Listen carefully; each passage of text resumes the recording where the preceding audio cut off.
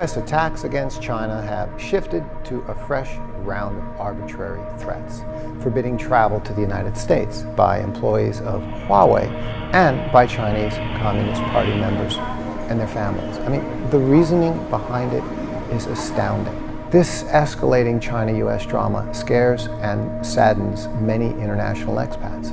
Imagine how all this must feel for someone like myself. I'm an Italian-American living here in China for 21 years.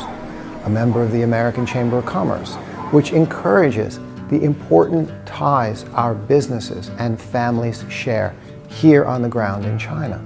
And I have to watch American leadership act like this.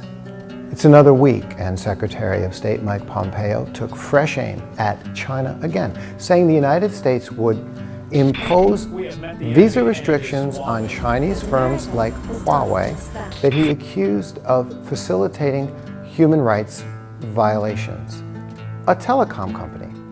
That telecommunications companies around the world should consider themselves on notice that if they do business with Huawei, they are doing business with human rights abusers. This is incredible. Pick a country and imagine them saying to you, if you do business with Verizon in the United States, you are doing business with a company and country that has killed millions of innocent civilians in Vietnam, Cambodia, and all across the Middle East. That is the warmongering history of the United States, is it not? And we must consider their human rights abuse and neglect with close to 1 million homeless people wandering America's streets. Yet another round of rescue packages puts most of the trillions where? To rebuild society? No. Once again, directly in the hands of the wealthy. The precious right to protest and complain shouldn't be necessary in the first place. That's the point. Next, they say Huawei is owned and controlled by the Chinese government, but we know from US, UK, and German inquiries, they are neither of those two things. Did you know Huawei handed over its entire source code to be examined? Did you know they offered to sign a mutual no backdoor pact, and it was the other parties who wouldn't sign it? I'll explain why in just a moment. Mike Pompeo also emphasized the need to protect US citizens' data from Beijing. I have to stop here and ask, whose citizens' data needs protecting from whose government? This quote related to the recent decision which shot down the EU-US Privacy Act shows us what's really going on. Let's take a look.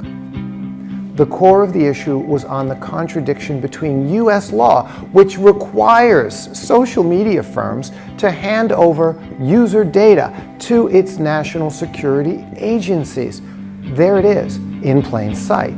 The very accusation which Huawei is not doing is exactly what the United States is doing to every American citizen. Here's another question. We all know that China doesn't allow Facebook and Twitter, instead going with its own Weibo and Youku and Douyin and WeChat. So we do understand there is competitive rivalry in the world. But answer me this. Have you ever heard China's government officials actively encourage and bully the rest of the world to ban, to stop using Facebook or Twitter or YouTube? We find ourselves in a world where the United States leadership and policy is indescribable.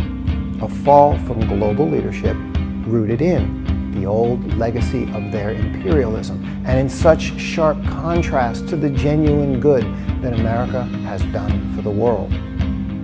This is 2020, not 1950s McCarthyism. This is China, stronger, prouder, and more capable than ever before. And right at this very moment, your country has a pandemic raging. China knows exactly how to help and will help. Please join us in putting men, women, and children first. Stop the lies. Show some compassion and respect.